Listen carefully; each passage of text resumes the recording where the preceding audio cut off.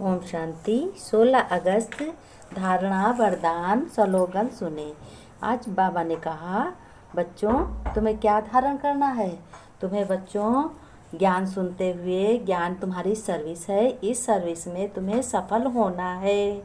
साथ ही में अपना तन मन धन अर्पण कर जगत जीत बनना है, यानी दुनिया की आत्माओं को तुम्हें जीतना है।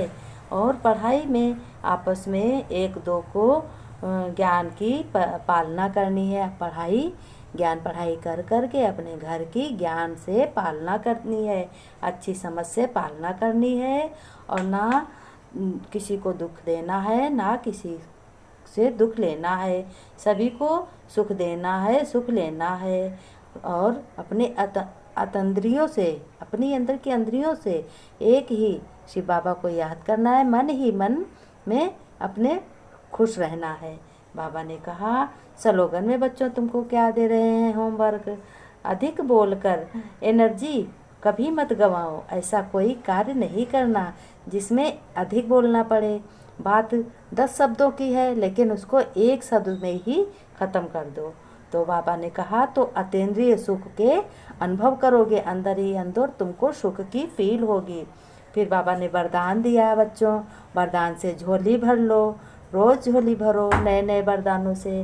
बाबा ने कहा अविनाशी अतीन्द्रिय सुख में रह सबको सुख देने और सुख लेने वाले मास्टर सुखदाता हो। जैसे सुख दाता बाबा है, शिव बाबा परम पिता है, तो तुम भी उसके बच्चे हो, मास्टर सुखदाता। तुमको सबको सुख देना है। फिर बाबा ने कहा अतीन्द्रिय सुख और आत्मिक सुख अविनाशी। इंद्रियां खुद ही विनाशी हैं। इंद्रियों से तुम्हें, इंद्रियों का जो सुख है वो विनाशी है, और एक बाबा का सुख है, अतीन्द्रिय सुख है, वो अविनाशी है। उससे प्राप्त सुख भी विनाशी होगा। अगर विनाशी से तुम सुख लोगे, एक किसी मनुष्य से सुख लोगे, तो तुम्हें दुख प्राप्त होगा, क्योंकि एक दिन तुम्हें सुख देगा। रोज़ रोज़ तुम्हारी आदत उससे सुख लेने की पड़ जाएगी, तो वो कहेगा इनके साथ तो हम अच्छा ही करते रहते हैं, अब अच्छा नहीं करेंगे, देखें क्या कर लेंगे। इसलिए बाबा कभी ये शब्द नहीं कहता है। बाबा कभी कहता बाबा अविनाशी है, बाबा हमेशा सुख देता है। चाहे तुम लो चाहे ना लो, चाहे इस्तेमाल करो चाहे ना करो, चाहे तुम सोचो कि हमें भगवान सुख दे रहा है, ये सब भगवान की कृपा से हमें मिला है, और पिछले कर्म में भगवान ने हमको सिखाया था तब मिल रहा है, तो भगवान उनको चाहे कुछ भी कहो, उन पर कोई असर नहीं पड़ेगा। ना वो कहेंगे बच्चों हमने तुमको इतना सुख दिया। तो बाबा ने कहा उनसे प्राप्त सुख भी विनाशी होगा शरीरधारियों से। इसलिए सदा अतीन्द्रिय सुख में रहो, अपने बाप के ज्ञान के सुख में रहो। दुख का नाम विनाश का आ नहीं सकता। अगर बाबा की अतीन्द्रिय बाबा का ज्ञान मन ही मन में अपने धारण करोगे, मन ही मन में सोचोगे और उनकी श्रीमत पर चलोगे, तो तुम्हारे निकट दुख आ नहीं सकता। इसको ही अविनाशी प्राप्त कहा जाता है। बाबा ने कहा आपको दुख देता है अगर कोई, तो तुम दुख ना लो, अगला तो आप ही लो। आपका स्लोगन है सुख लो सुख दो, ना दुख दो ना दुख लो।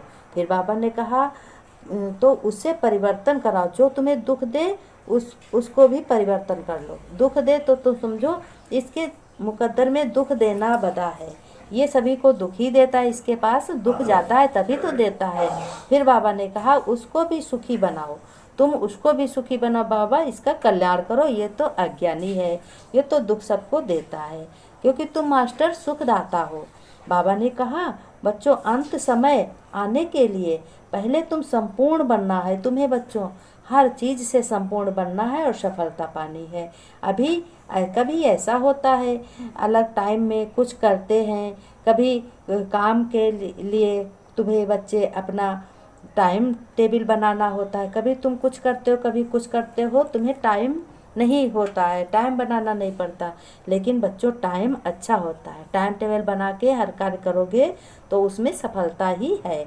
आजकल बड़े लोग तो आदमी होते हैं, किसी भी सफलता कार्य में पाने के लिए अपना साधन अपनाते हैं, अपना टाइम बनाते हैं। इसलिए तुम्हें भी बच्चों अपना टाइम बर्बाद नहीं करना है, अपना टाइम टेबल सफल होने के लिए अपना टाइम टेबल बनाना है कि जैसे सब कार्य हमने घर में लौकिक के किए और उसमें अलौकिक का भी हमने साथ ही में किया। अगर हमने 1 मिनट 2 मिनट 10 मिनट हमने 1 मिनट भी अगर हमने याद किया भगवान के ज्ञान को, रस का चख लिया, अगर ज्ञान का रस हम पीते रहे, वो भी हमारे जुड़ जाएगा, उसमें ही तुम्हारा भाग्य जुड़ जाएगा। जैसे शरीर के कार्य तुम करते हो, टाइम फिक्स कर लेते हो कि आज हमको किसी ड्यूटी जाना है तो हमें 4 बजे उठना कि 2 बजे उठना। इसी प्रकार से बाबा ने कहा अच्छे काम के लिए अपने बाबा को याद करने के लिए भी एक टाइम फिक्स करो, टाइम फिक्स कर लो। बाबा ने कहा वैसे ही तुम ब्राह्मण आत्माएं अपनी उन्नति का टाइम बनाओ कि हमें किस काम में, ये काम करके अब हमें अपनी उन्नति के लिए कुछ करना है। दोनों को अपनी दिनचर्या बनानी है, दोनों में अपनी दिनचर्या बनानी है, अपने घर वाले कार्य में भी बनानी है और भगवान का जो ज्ञान सुन रही हो अपने पिता का भी कार्य करना है, उनकी भी तुमको दिनचर्या बनानी है। तो सारी दिनचर्या तुम्हारे हाथों में है बच्चों। पहले प्लान बनाना है, फिर प्रैक्टिकल करनी है। पहले सोचो, फिर समझो, फिर बाद में उसको प्रैक्टिकल में लाओ, फिर वैसे ही करो। फिर बाबा ने कहा फिर चेकिंग करनी है, चेकिंग के बाद रिजल्ट देखनी है कि हम पास हुए हैं कि फेल हुए हैं। बाबा ने कहा चेकिंग करने के बाद में तुमको ये देखनी है कि रिजल्ट देखना है कि हमने आज कितने इस समय याद किया, 5 मिनट तक याद किया बाबा को। फिर बाद में एक काम करके फिर अपने को याद करने लगो कि बाबा भगवान मेरा बाप पिता है, हमें इतने अच्छे पॉइंट दे रहा, हमारा भाग्य बना रहा है पढ़ाई पढ़ा के। हर बात में मैं आत्मा इस शरीर द्वारा कर्म कर रही हूँ, मैं भगवान शिव बाबा का बच्चा हूँ, आत्मा हूँ। यही हर कार्य करने के बाद में एक सेकंड अगर सोचते जाओगे, मन में समझते फील करोगे अपने को, बाबा हमारे साथ में है, हमें शक्तियाँ दे रहा है, हाँ, और हम हर कार्य कर रहे हैं, तो तुम्हारा भाग्य बहुत बनेगा, तुम्हारा भी टाइम फिक्स हो जाएगा, तुम्हें भी उन्नति होगी बच्चों। श्रीमत पर चलो मेरे बच्चों, प्यारे बच्चों, रूहानी बच्चों, नमस्ते।